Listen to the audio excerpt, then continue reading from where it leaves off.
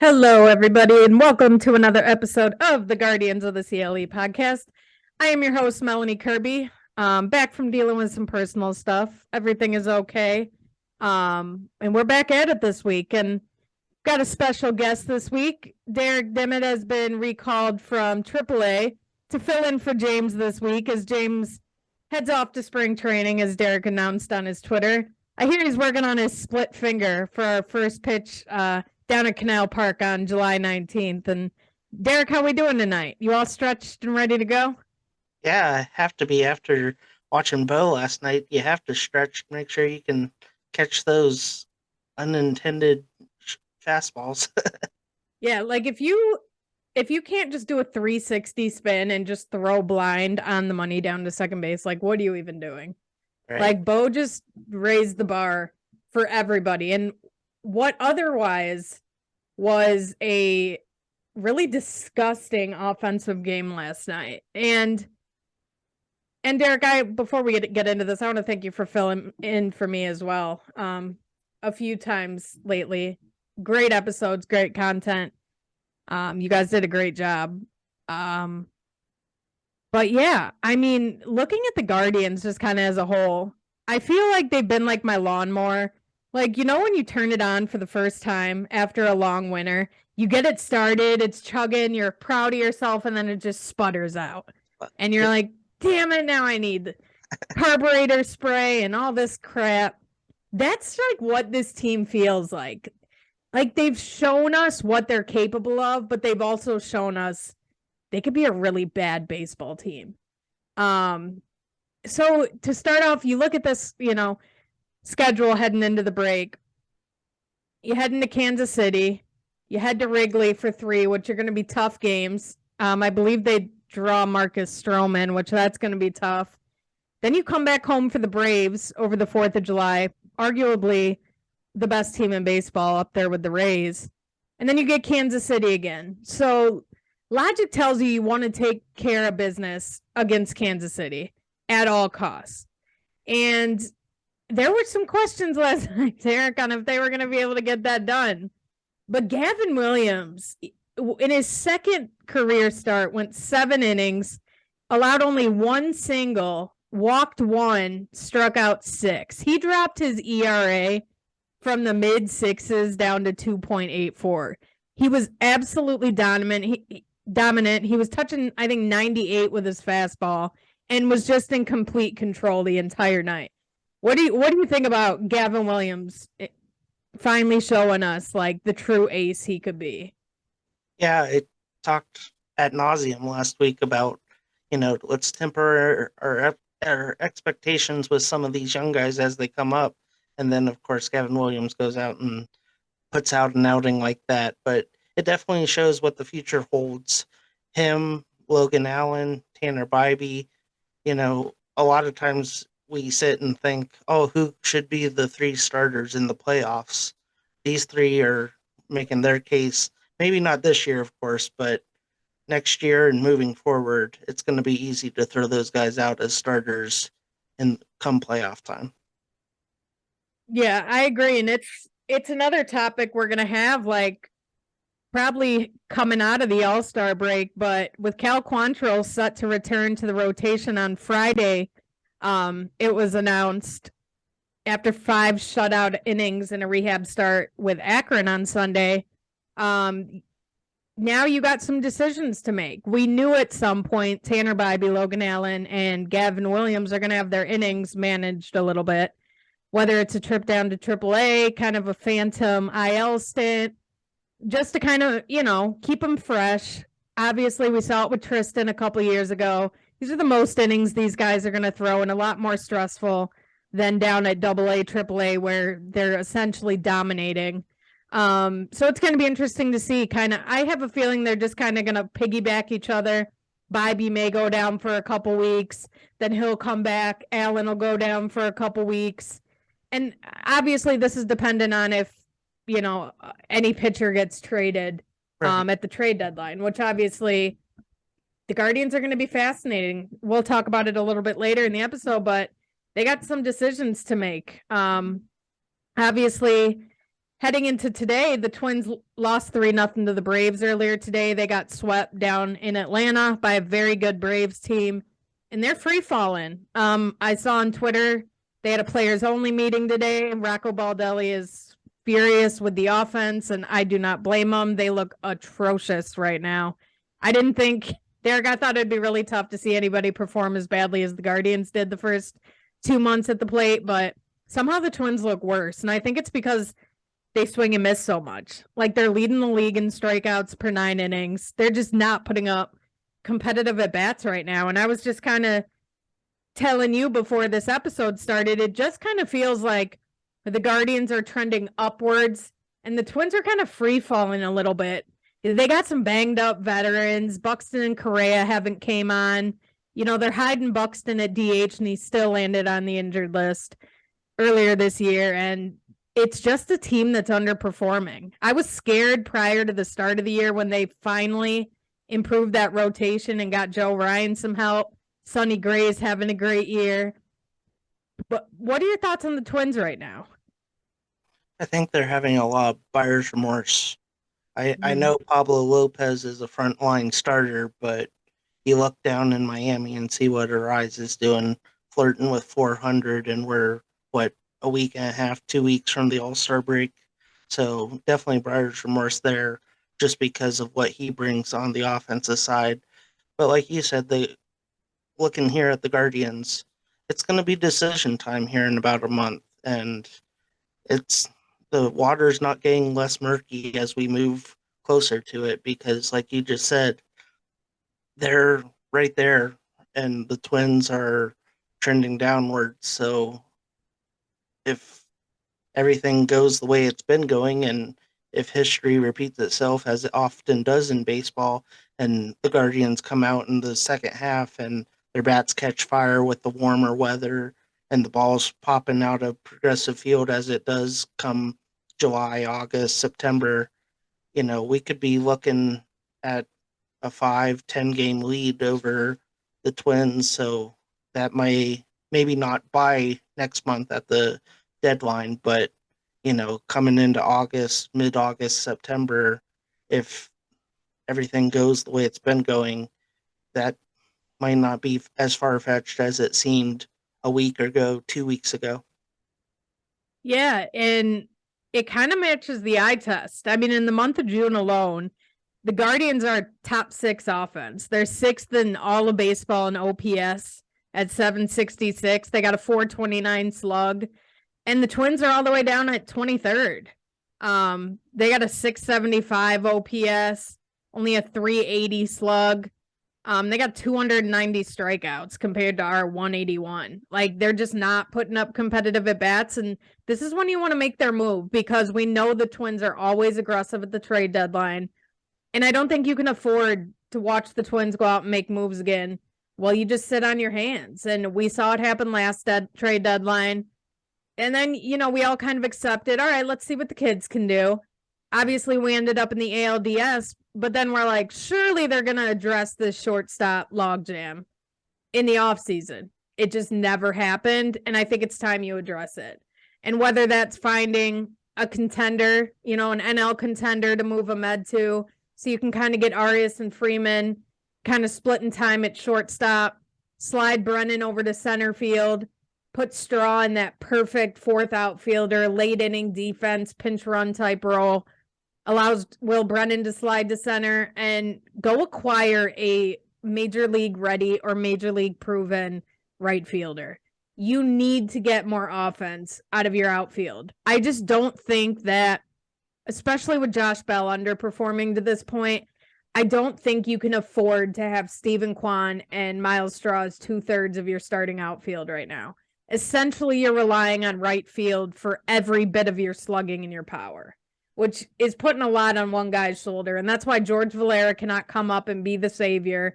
Oscar Gonzalez can't come back up and be the savior. You really need somebody with more proven power.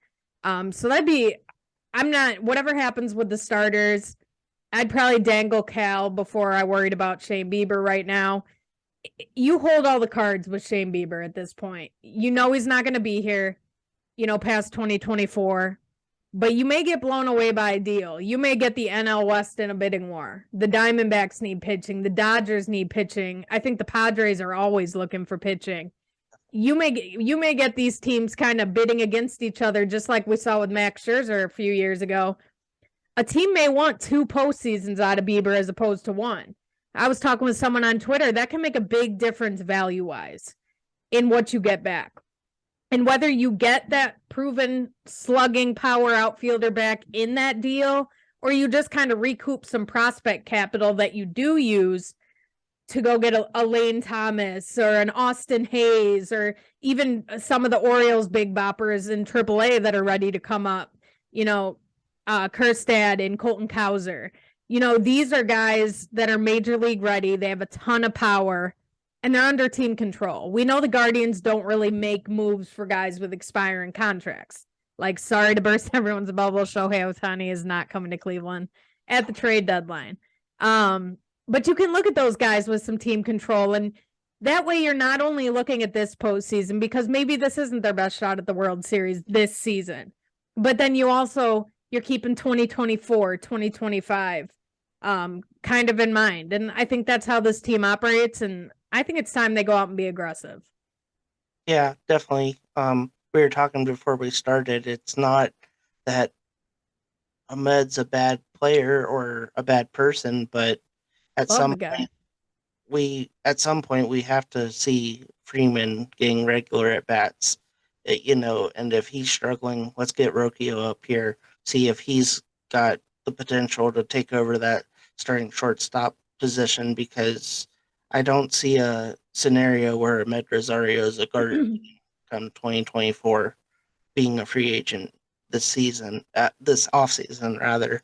So like you said, I think dangling all 3 of the veteran starters and seeing what's out there, who you have the depth. Right, yeah. They've shown that year in and year out, and Cantillo's maybe a year or so off, but I'm sure if they needed him, he could come up here and give them 5 or 6 solid innings. Yeah, like depending what happens with, these other guys' innings, he may even be a guy we see later in the season. He's going to be playing in the Futures game out in Seattle on All-Star Weekend, which is going to be a blast to watch. Kind of feel like Juan Brito should have been there too. But the league is going to find out about Juan Brito. He's absolutely killing AA pitching right now. But for all this to matter, the Guardians got to take care of business on their end.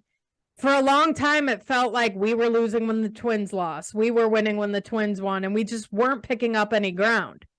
This is the time. The Twins head to Baltimore, I think. Their schedule is, they play Kansas City before the break too.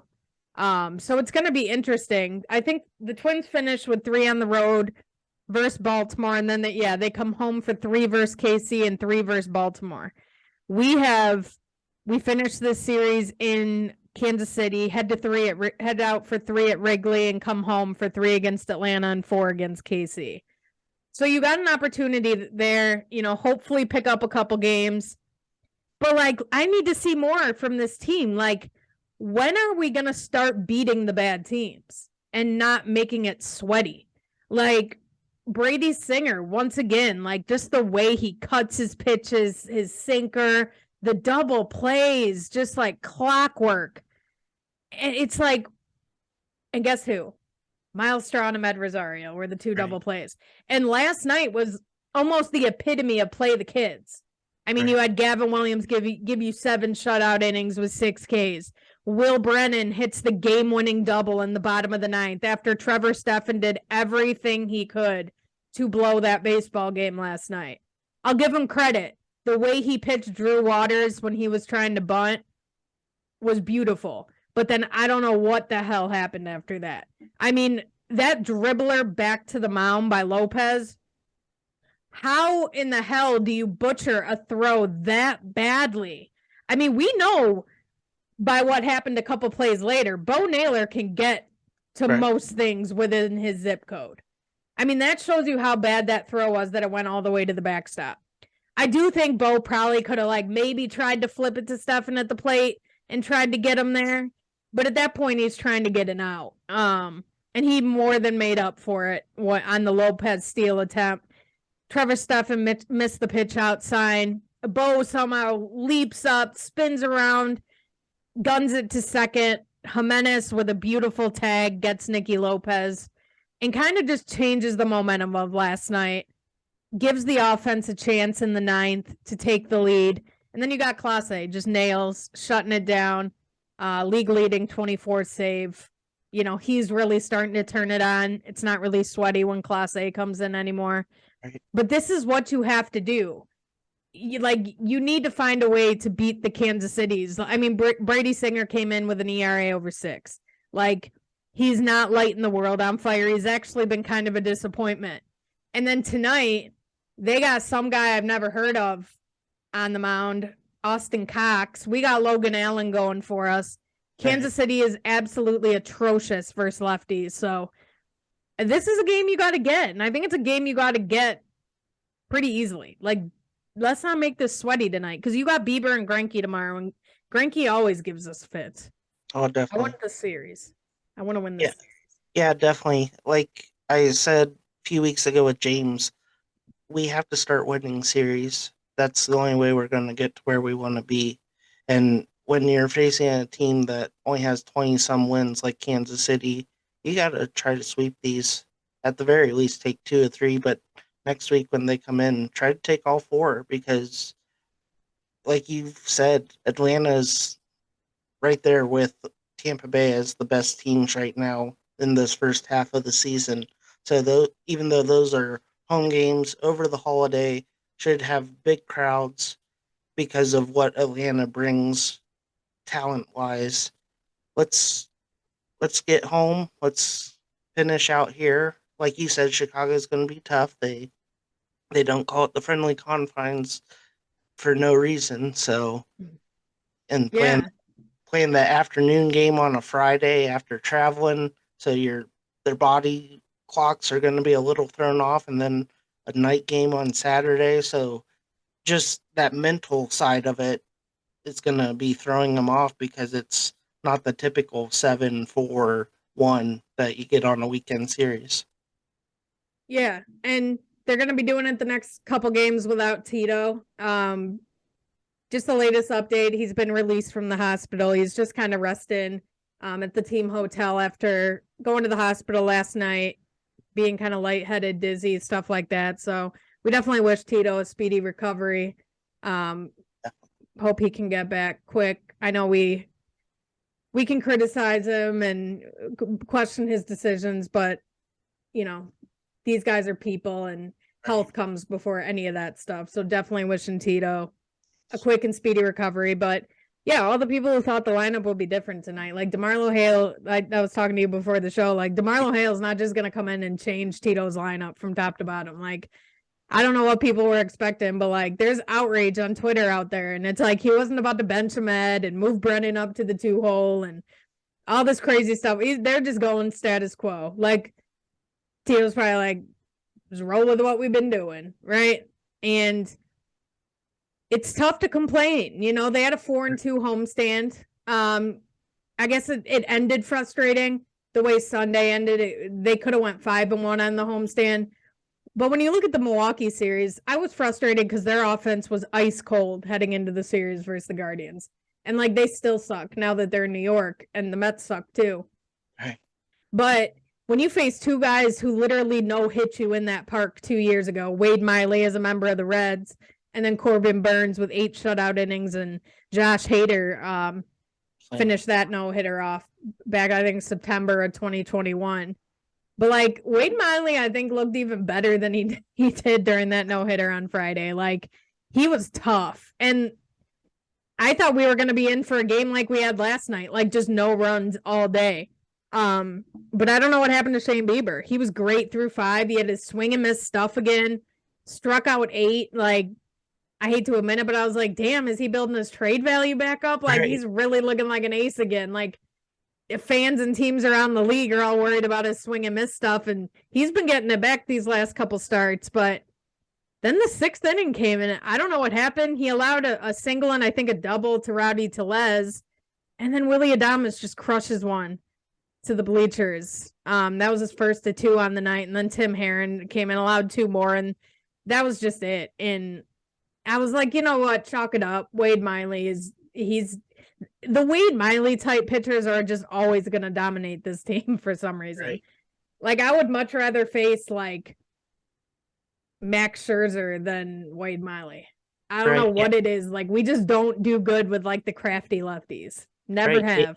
All the way back, like you're saying, to Jamie Moyer. Every time Jamie Moyer threw against us, he might as well have been Randy Johnson throwing 78-mile-per-hour meatballs all game long, and all we could do is bang them right into the ground, and we're swinging. So frustrating. And all I'm going to say about Saturday, we're just going to call that the David Fry game, because everybody was rightfully like, why the hell is David Fry starting in right field against a righty? Like, it wasn't even a lefty on the mound. And I've just come to accept, like, Tito don't care about split stats. 90% of what Tito does is just gut feeling. I just really wish he knew that Gabriel Arias was better versus righties. Like, I think it could be game changing for not only this team, but for like Gabriel Arias's career. Like, I think it was Christian Sullinger on Twitter brought up to me last night. He thinks Gabriel Arias does better when he's more involved defensively. Like, right field, he's kind of just like da da da da da. But when he starts in the infield, like, he's confident, he's making plays defensively. And most times it's translating to the plates. I don't have the exact stats in front of me, but I just think, and it's so funny that on the broadcast last night, they're talking about Gabriel Arias' defense when he came in the game at first base. And Rick's like, yeah, they ought to let him play at shortstop for like a week and see what happens. Crickets. Yeah, dead silent. Nobody said anything. And like, hey, I give Rick credit. Rick's a former player. Like, I think Rick can see something in some of these guys. Like, yeah, some of us get annoyed, like, yeah, hit the ball to the opposite field and just all the old school baseball stuff he says. But like, I do kind of think Rick can see stuff in some of these guys, and there's something he sees in Gabriel Arias that's like kind of what a lot of us see. Like, this is our best defensive shortstop, probably in the entire system. Nobody's saying Ahmed, like, as long as Ahmed's on this team, like, I understand he's going to play. But like, I just think, I wish Tito was better about utilizing the entire 26-man roster, right? Because the whole David Fry in right field, like, no, like, play David Fry anywhere, either third base, first base, catcher, just play him versus lefties. Right. And I know he got the game-winning hit. Thank God we won that game, because, obviously he dropped the ball in the first inning, and I'm not even mad at you, David Fry. You got 8 career games in right field. You haven't played out there since 2021, since the Lincoln administration. And you got Tito just throwing you out to the wolves when it's like Gabriel Arias sitting here with a bat in his hand, like, I can hit righties. Like, I swear, just because I hit right-handed, I can hit righties. And then same with Ahmed Rosario. He'd be really good against lefties only. Ahmed kind of low-key crushes lefties. He's just really, really bad against righties. Right. You know who can hit righties? Gabriel Arias, Tyler Freeman. If you could just share, everybody just share. You get a start, everybody's happy. And then I was doing the podcast with Oprah. Yeah, right. You get a car, you get a start. But then you look at Sunday, right? Tyler Freeman gets on base, goes first to third on a wild pitch. I'm listening on the radio and I'm like, oh my God, surely he's a Tito guy now. Like, he is 100%, he is a guardian. Like, if that's anything, if there's anything Tito Francona loves, it's take the extra base. Right. He did it on a wild pitch to the backstop, and they still pinch ran for him in the 8th inning with Miles Straw, who we know got caught stealing on, questionable call. Right. But like, all Tyler Freeman does is hit. And the rare times he's not hitting, he's impacting the game by drawing a walk, electric defensive plays, great base running. And he's just a great dude. Like, I don't see how you can't try and work this guy into your lineup more. He just always impacts the game some way. What do you think about how they can kind of work this shortstop position out in the interim, because we saw, it affects games. Like the errors Ahmed makes affects games. Right. Sometimes I think about the scene in Moneyball, the movie. Mm-hmm. And I know this is Hollywood, but where it's Art Howe, right? That was the manager during that time in Oakland, but Mm-hmm. he's like, "Well, I'm gonna keep playing Pena," and they're like, "You can't play Pena. We traded him to Detroit." Like, is that That's what it. it's gonna take for Rosario? And I know Straw has no trade market, so that's not happening. But is it gonna take Chernoff coming down to Tito's office and like, well, you can't play Rosario tonight. He's on his way to Arizona. Yeah. And I always say, like, you got to take Tito's toys away from him. Right, Like, he's not just going to not play Ahmed. Like, Tito, his whole career, and I get it, he's going to the Hall of Fame. right, He's done a lot of great things in his career, but he has not won a World Series in Cleveland. He should not be 100% immune from criticism. I love Terry Francona. He is one of the best managers Cleveland baseball has ever seen, and I will always give him credit for that. But he's also, done some questionable things that this year, and that's okay. Everybody does. We're all human, right? But it's like, it's funny. Zach Meisel on the Selby's Godcast said Tyler Freeman's the anti Chick-fil-A. He only plays on Sundays because Chick-fil-A is closed every Sunday. But it's like, what exactly are we accomplishing bringing Miles Straw into pinch run on Sunday in a tie game? You just saw Freeman go first to third. You know he can run the bases. Ahmed may be faster than Tyler Freeman, just as a comparison, but Tyler Freeman is a smart base runner, and he's not slow by any means. He would have been more than able to hold his own out there on the base paths in the 8th inning. And then you dive a little bit deeper into the numbers. Miles only has 2 steals since April, and he has none since mid-May, which is like, to me, that's like unacceptable when you only bring 2 attributes to the table: defense and speed. I know he hasn't got on base much lately, but it's like, if you're not even going to come in the game and run, what are we doing? And I know we got caught stealing on a questionable interference call, but it's like, of course he's the last at bat to end the game. After, sure as shit, former Guardian Owen Miller delivered what ultimately became the game-winning double in the 10th inning off Trevor Stephan. Stephan's not having a good week, as we talked about with last night's game. But he falls out to the catcher. Obviously, Jose and Josh Naylor did not have good at-bats prior to him. I'm going to be fair with my criticism. They did not see a single strike in either of their at-bats. And they want to hit so bad, and I get it. You're hot. You want to hit. But in those situations, you got to be okay taking your walks. Like, Jose, you are never going to see a strike in a 3-2 count. You're never going to see it because they know you chase. Take your walks, and that will start to change. But then it's like, Miles Straw, you're fouling out to the catcher. Like, he just always looks so uncomfortable in the batter's box to me. Like, I don't know if you see it too, but he almost looks like he's praying for a walk. Right, definitely. That's what I used to do. That's not a good approach at the plate. That's I why I think I did stopped that playing too. baseball around the age of 12. Yeah. I think I did it in softball for, like, we'd play St. Joe's and we would get dominated. And I'm like, just walk me, just walk me, just walk me. And that's kind of what Miles Straw is doing. And like, I almost feel bad for the dude. Like, I don't know how he made it all the way to the majors with this bat, or if this is just like a recent thing, but like, Tito needs to accept he has been one of the worst hitters in the entire game of baseball since 2021, right. Which oddly enough is the year we kind of jumped the gun and extended him. Like, we extended a 4th outfielder, which is fine. Like, I'm not saying he makes a ton of money. Like, right. And we, in their defense, I don't think we've had like a true center fielder since freaking Grady Sizemore. Right.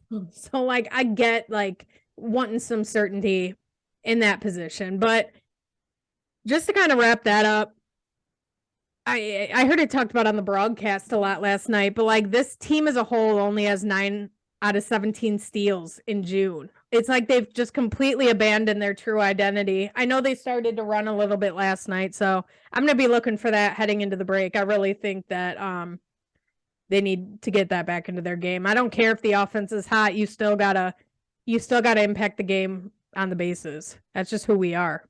Definitely. Definitely. Yeah. And that was Guardians baseball last year. It's Guardians baseball Yeah, now. Get them on, get them over, get them in. and good And defense. sometimes, yeah, and good defense. But sometimes, it's not sacrifice bunting or just trying to slap one to the right side of the infield to move them over. Sometimes and with the bigger bases, they made it easier to steal, and they put restrictions on the pitchers on how many times they can step off or throw over. Yeah, And we're taking not advantage. right. Yeah, it's I like think all we this said on our roundtable that like these rules, like before the season started, we said these rules kind of played right into how the Guardians played. Like these new completely rules this year should have helped us, and right.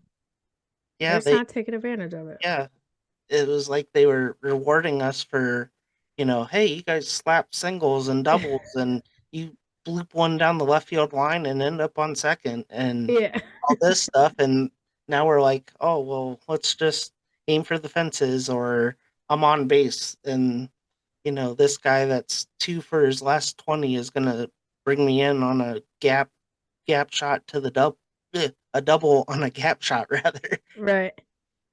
Yeah, so it's gonna be interesting to see how much they start running. But before we get out of here, I just kind of want to do a trip around the farm, just update you guys on a few key names, and if they could have an impact anytime soon.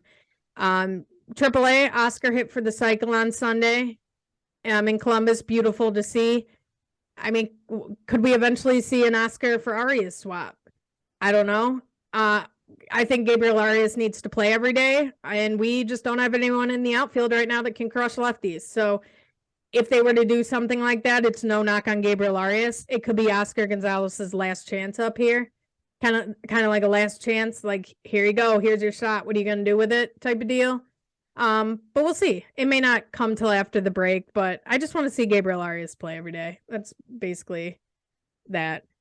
We already talked about Joey Cantillo, but just a fantastic bounce back season. Biggest thing is he's healthy. Joey Cantillo, we know, he's gotten banged up in most of his years in the minors, but he's got a 3.55 ERA, 1.35 whip on the season, along with 74 strikeouts and 58 and a third innings.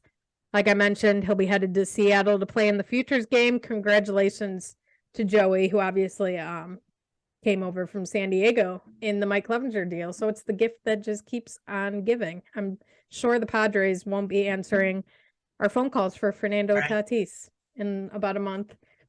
I hear, just a side note, I see the tweets about their clubhouse's discontent and they're frustrated with each other.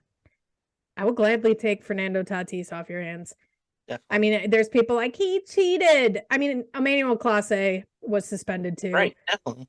I mean, a lot of times with these, it's supplements. Was he an idiot, like on the moped and shit like that? Of course, he's a kid. He's going to make mistakes.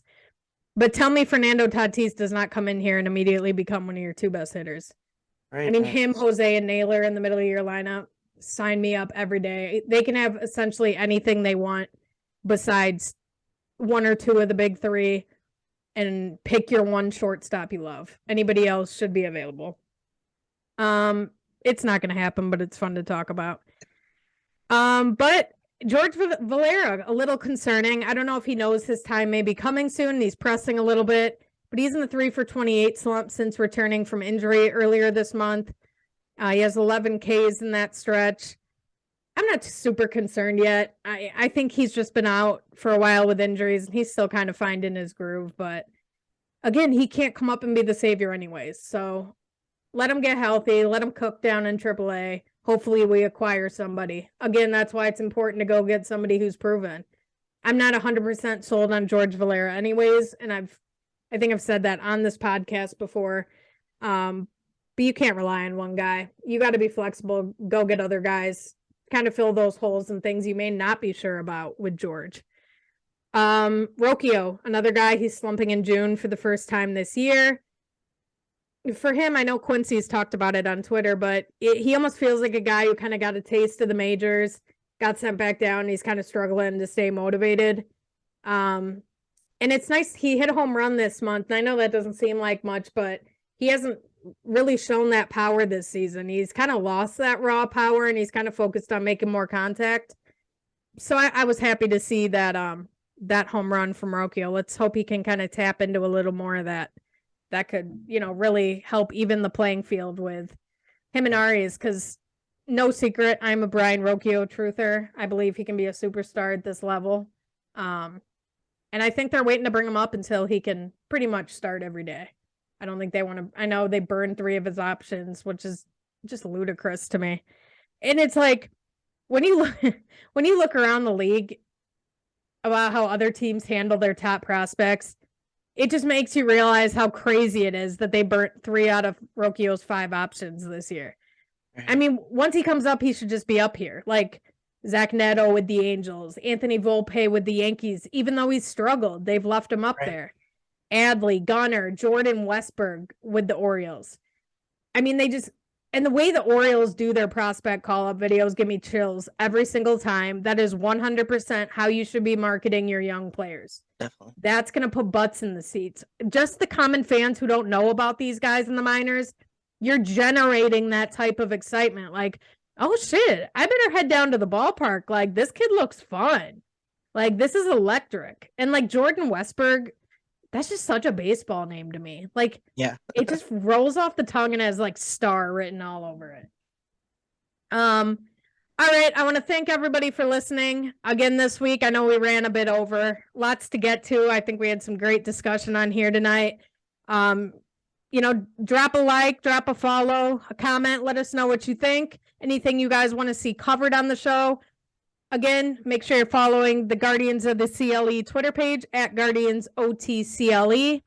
And again, we have Logan Allen against Austin Cox in Kansas City, where first pitch is in about an hour. Let's hope we can just go win the series tonight and hopefully get the sweep tomorrow before heading to Wrigley Field for the infamous Friday day game to face the Chicago Cubs. I hope next week we're talking about a sweep in KC and at least 2 out of 3 in Chicago. But Derek, I want to thank you so much once again for filling in on the Guardians of the CLE podcast. Drop your Twitter handle so people can go show you some love. Yes, it's at Derek, DEREK _ Dimit, DIMIT. All right. And while you're doing that, also you can head on over to BelieveLandMediaLLC.com. We got you covered on the USFL, professional sports, the Buckeyes, high school sports, all your podcasts and written content available in one place. Don't want to miss out on that. And just a reminder, James and I will be in Akron on July 19th, about 3 weeks away, throwing out the first pitch at the Rubber Ducks game, which we are super excited to do. Go out and buy some tickets for that. Canal Park is a beautiful place to be, and we'd love to meet some of you and say hello. So until next time, everybody, especially in the Midwest, please stay safe with all the air quality issues. Stay in the house if you don't need to go outside. I know it's been impacting my family. I know Derek's as well with some youth sporting events. So just be safe out there. Enjoy your summer. Stay healthy over the next week, and we will see you back here next Wednesday for another episode. And go Guardians.